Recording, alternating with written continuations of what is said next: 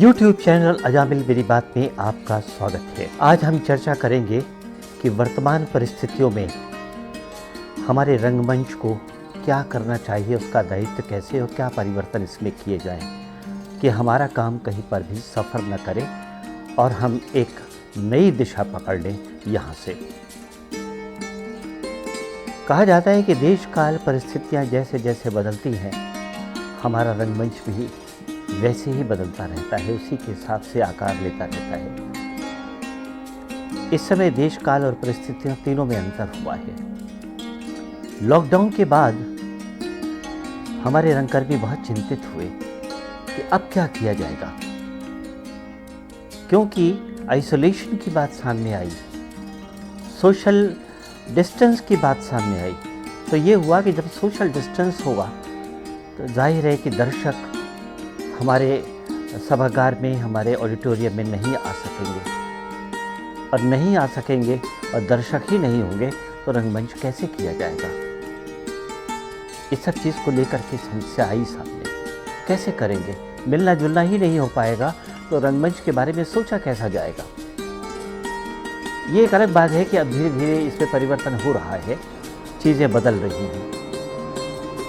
मुझे याद है कि जिस समय लॉकडाउन शुरू हुआ, हमारे पास हमारे इलाहाबाद के एक सुप्रसिद्ध रंगकर्मी, वरिष्ठ रंगकर्मी शैलेश कुमार श्रीवास्तव का फ़ोन आया। मैंने उनसे पूछा कि क्या कर रहे हैं आप इन दिनों, अब तो लॉकडाउन शुरू हो गया।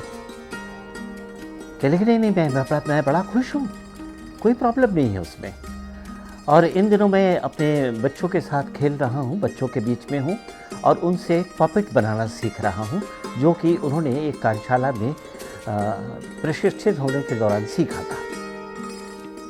मैंने कहा वेरी गुड, ये तो बहुत अच्छी बात है, ये एक पहला मौका है कि बच्चों से सीखा जाए। प्रकृति और बच्चों से सीखने का अवसर जिसको मिल गया, समझिए वो बहुत भाग्यशाली है। ये दोनों चीज़ें हमें पूरी ईमानदारी के साथ सिखाती हैं, ईमानदारी से जीना सिखाती हैं। इसलिए शैलेश की ये बात मुझे बहुत अच्छी लगी। शैलेश ने एक बात और बहुत बढ़िया बताई। उन्होंने कहा चूँकि मैं घर से निकल नहीं सकता हूँ, इसलिए मैं बच्चों के लिए 2 नाटक मैंने लिखे हैं, उसका अंतिम आलेख मैं तैयार कर रहा हूँ, अंतिम रूप दे रहा हूँ उसे। ये बात भी बहुत अच्छी थी कि जिस समय कि आप बाहर निकल करके कोई काम नहीं कर पा रहे हैं, अपने बच्चों से सीखें और बच्चों के लिए काम करें। एक बात बताना यहाँ बहुत ज़रूरी है कि शैलेश कुमार श्रीवास्तव इलाहाबाद के उन रंगकर्मियों में हैं जो पूरी तरह से बच्चों के सर्वांगीण विकास के लिए रंगमंच करते हैं और उनके लिए नए नए कार्यक्रम करते रहते हैं। बच्चों को समर्पित है उनका व्यक्तित्व, उनकी बातचीत और उनकी सारी रचनात्मकता वो बच्चों को समर्पित है। आकाशवाणी के लिए भी उन्होंने बच्चों के लिए बहुत अच्छे अच्छे कार्यक्रम बनाए और बच्चों को लगातार कहानियाँ भी सुनाते रहे। तो इस तरीके से बच्चों के प्रति उनका समर्पण देखने योग्य है, और हमें लगता है कि एक वरिष्ठ अभिनेता होने के नाते और एक निर्देशक होने के नाते उनका काम इस दिशा में बहुत अच्छा रहेगा। पिछले दिनों उन्होंने काफ़ी लोगों को, एक छोटी सी टीम को फ़ोन पर संपर्क करके, अपने टीम के सदस्यों को फ़ोन पे संपर्क करके बहुत अच्छा वातावरण बनाया और बहुत सारे कार्यक्रम बनाए जो कि YouTube पर हमें समय समय पर देखने को मिलते रहे। यानी उन्होंने अपनी टीम के सदस्यों को सक्रिय बनाए रखा। ये एक बड़ा काम था।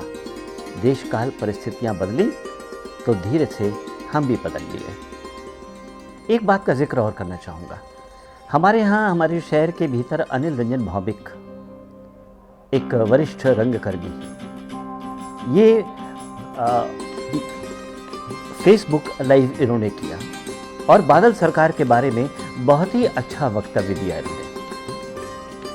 इतना अच्छा वक्तव्य दिया कि उससे बादल सरकार के बारे में हमें बहुत सारी जानकारी मिली और उनकी रचनात्मकता के बारे में जानकारी मिली। ये पता चला कि हम उनसे क्या कुछ सीख सकते हैं। वहीं पर रेणु राज सिंह, सफलता श्रीवास्तव ने भी अपने संगीत के छोटे छोटे कार्यक्रम रिकॉर्ड करके फेसबुक पर प्रस्तुत किए, जो कि देखने में बहुत अच्छे थे, बहुत बढ़िया थे।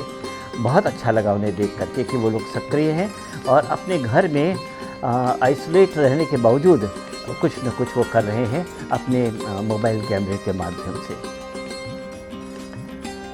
रितिका अवस्थी ने काव्य पाठ करके अपनी एक नई प्रतिभा का परिचय दिया। उन्होंने शैलेश श्रीवास्तव की कुछ कविताओं का पाठ किया और सबसे अच्छी बात ये थी कि ये पाठ उन्होंने दिमाग से नहीं किया, दिल से किया। और बहुत अच्छी आवाज़ तो रितिका की है ही। उन्होंने बहुत बढ़िया पाठ करके उन्होंने बताया है कि काव्य पाठ कैसे किया जा सकता है। ये बहुत बढ़िया चीज़ इस लॉकडाउन के बीच में हुई है। गौरव शर्मा और वरुण कुमार ने इस बीच बहुत अच्छी कविताएं लिखी और उसका पाठ किया। ये दोनों कवि बहुत अच्छे कवि हैं। ये इसी लॉकडाउन के दौरान पता चला कि इनके पास कविताएं लिखने की भी बहुत अच्छी क्षमताएं हैं। गौरव शर्मा की कविता भी सुनी मैंने और वरुण कुमार की कविताएं भी सुनी। वरुण कुमार की कविताओं का पाठ किया राममणि त्रिपाठी ने, जो कि स्वयं एक वरिष्ठ रंगकर्मी हैं। राममणि त्रिपाठी ने बहुत ही तबीयत से, बहुत मन से और बहुत ही अच्छी आवाज़ में इन दोनों की कविताओं का पाठ किया। बहुत ही अच्छा लगा। काव्य पाठ हमारे रंगकर्मी करेंगे तो निश्चित रूप से बहुत अच्छा होगा। काजी नजरुल इस्लाम, इनकी कविता का पाठ बांग्ला के सुप्रसिद्ध अभिनेता उत्तम कुमार ने किया था। तो अगर रंगकर्मी आगे आकर के काव्य पाठ करते हैं तो ये बात बहुत अच्छी होगी। हमें उनसे सीखने को भी मिलेगा कि काव्य पाठ कैसे किया जाना चाहिए। इसके अलावा बहुत सारे रंगकर्मियों ने छोटे छोटे स्तर पर छोटी छोटी शॉर्ट फिल्म्स बनाने की कोशिश की। आपने मोबाइल से ही उसको शूट किया, एडिट किया और उसकी प्रस्तुति की। ये काम सामने आया है। कुल मिलाकर के ये उदाहरण मैंने इसलिए दिए कि अगर आप चाह लें, अगर आपके भीतर कुछ करने का जज्बा है तो ये बात बिल्कुल सही है कि आप अकेले रहकर भी अपनी रचनात्मकता के साथ बहुत कुछ कर सकते हैं, बहुत कुछ कर गुजर सकते हैं। ये लॉकडाउन ने हमें अकेला कर दिया घर के भीतर, लेकिन घर के भीतर बहुत काम है। ज़्यादातर रचनात्मक कार्यों को तो हम घर के भीतर रह कर के ही सोचते हैं और अपनी टीम के साथ हमें काम करने का अवसर अभी नहीं मिल रहा है, लेकिन बहुत जल्दी ये अवसर हमें मिलेगा और हम करेंगे इसको। तो फिलहाल मुझे ये लगता है कि हमें निराश होने की ज़रा भी ज़रूरत नहीं है। अतुल यदुवंशी ने भी लोक नाट्य और लोक संगीत से जुड़े हुए कुछ कार्यक्रम प्रस्तुत किए, फेसबुक पर आए उन्होंने दिखाए हम लोगों को। अब देखिए ये एक उपलब्धि रही। वो मंच पर अपने कार्यक्रमों की प्रस्तुति करते रहे हैं, लेकिन इस बार उन्होंने फेसबुक पे किया और उसे हज़ारों लोगों ने देखा, बहुत सारे लोगों तक वो चीज़ गई।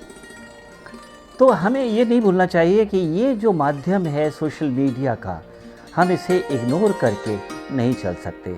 अब वो वक्त नहीं रहा है ना। बहुत सारे लोग, हज़ारों दर्शक हमारे इन सोशल मीडिया के ऊपर मौजूद हैं और सोशल मीडिया को हमें ही ठीक करना है, हमें ही सुधारना है और हमें ही इसका सदुपयोग करना है। अगर हम इसका सदुपयोग नहीं करेंगे, हम इसको इग्नोर करेंगे, हम इसका मजाक उड़ाएंगे तो ये उचित नहीं होगा। हम एक बहुत बड़े माध्यम को छोड़ देंगे। ये एक हमारी गलती होगी जिसके लिए हमें आगे चल कर के पछताना होगा। तो मैं आपसे कह रहा था कि हमें छोटे छोटे प्रयास करना बंद नहीं करना चाहिए। डॉक्टर अनीता गोपेश को मैंने फ़ोन किया, पूछा क्या कर रही है इस समय। कहने लगी कि इस समय मेरे पास जितनी किताबें थीं और जो मैं पढ़ नहीं पाई थी, एक लंबे अरसे से वो इकट्ठी होती चली जा रही थी, मैंने वो सारी किताबें बाहर निकाली और मैंने पढ़ना शुरू किया। इस समय मैं जम कर पढ़ रही हूँ। वो एक रंगकर्मी भी हैं और उन्होंने पढ़ने के लिए उन्होंने कहा कि ये बहुत अच्छा अवसर है जिस समय कि मैं पढ़ करके अपने को मानसिक रूप से तैयार कर सकती हूँ। यूँ भी अनीता गोपेश पढ़ने के लिए बहुत ज़ोर देती हैं, हमेशा बहुत ज़ोर देती हैं और उन्हें लगता है कि कोई भी कला की साधना हो, बिना पढ़े, पढ़ना एक तरह से समाज से जुड़ना है, तो बिना पढ़े वो साधना परिपक्व नहीं होगी। आप मैच्योर ढंग से उसको नहीं व्यक्त कर पाएंगे। इसलिए ये बहुत ज़रूरी है कि इस समय जबकि हमारे ऊपर बंदिशें हैं, है ना, सोशल रूप में हमें कहीं पर निकलने की अनुमति नहीं है, हमें अपने बचाने की भी कोशिश है, हम किसी तरह के बीमारी के शिकार न हो जाएं, कोरोना वायरस के शिकार न हो जाएं, इस सब को बचाने की ज़रूरत है, एक डिस्टेंस बनाए रखने की ज़रूरत है। ऐसे में हम रंगकर्मियों को ये बात सोचनी होगी कि हम छोटे छोटे प्रयासों के ज़रिए अपने प्रयास को कैसे बड़ा प्रयास बना सकते हैं। दरअसल ये वक्त सीखने का वक्त है।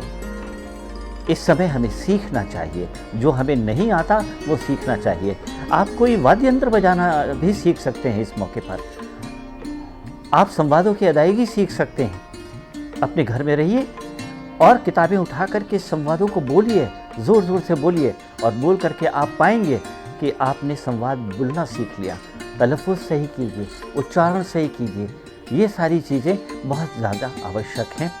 अगर आप चाहते हैं कि इस समय का हम उपयोग कर लें, ये जो लॉकडाउन का समय है इसका हम उपयोग कर लें, तो हमें ये छोटे छोटे प्रयास को बड़ा प्रयास बना करके देखना होगा और चलना होगा। और एक बड़ा काम हमें ये भी करना है कि निराश बिल्कुल नहीं होना है, बिल्कुल निराश नहीं होना है। देश काल और परिस्थितियाँ जैसे बदली हैं आगे भी बदल जाएंगी और फिर हमारे अनुरूप हो जाएंगी या हम इनके अनुरूप हो जाएंगे। वो दिन बहुत जल्दी आएगा जब हम ऑडिटोरियम के भीतर, थिएटर के भीतर फिर अपनी प्रस्तुतियाँ करेंगे और सचमुच उन सारे प्रिकॉशंस को लेकर के करेंगे जिसकी आज बेहद ज़रूरत हो गई है, या साल 2 साल इसकी ज़रूरत बनी रहेगी। नमस्कार।